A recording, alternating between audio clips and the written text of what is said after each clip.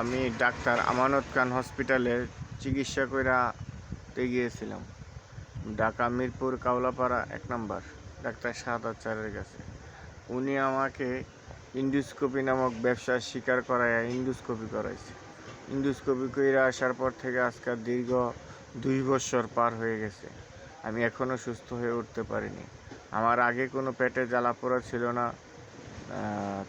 তারপর বুকের নিচে সামান্য গাই দিয়ে রাখতো, ওটার জন্য উনি ইন্ডোস্কোপি নিচ্ছে। আমি ইন্ডোস্কোপি করতে রাজি ছিলাম না, কিন্তু উনি ইন্ডোস্কোপি করাইছে। ইন্ডোস্কোপি করে আসার পর থেকে ২ বছর যাবত আমি বিছানায় শয্যাশায়ী। আমার জন্য সবাই দোয়া করবেন, আমি যেন সুস্থ হতে পারি। আর উনি যে তাকে ইন্ডোস্কোপি দেবে, ওটা ওনার ব্যবসা। আমি বুঝতে পারি না ইন্ডোস্কোপি কী জিনিস। যদি বুঝতে পারতাম তাহলে আমি ইন্ডোস্কোপি করতাম না। এই ইন্ডোস্কোপি করে আসার পর থেকে দীর্ঘ ২ বছর যাবত আমি বিছানায় পড়া। এর আগে আমার পেটে কোনো ব্যথা ছিল না, জ্বালাপোড়া ছিল না। ইন্ডোস্কোপি করে আসার পর থেকে পেট পুরা জ্বলে, জ্বালাপোড়া করে। দীর্ঘ ২ বছর যাবত আমি অসুস্থ।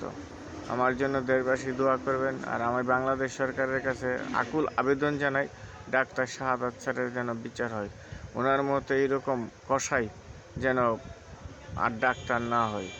উনি সাধারণত ১৫০০ টাকার লুপ সামলাইতে পারে না। ১৫০০ টাকা ইন্ডোস্কোপি পাওয়ার জন্য আমাকে ইন্ডোস্কোপি দিয়েছে। আমার পেটে কোনো ধরনের ইনজুরি ছিল না। এখন আমি পেটের যন্ত্রণা সহ্য করতে পারি না। আমি ওনার উপযুক্ত বিচার চাই বাংলাদেশ সরকারের কাছে।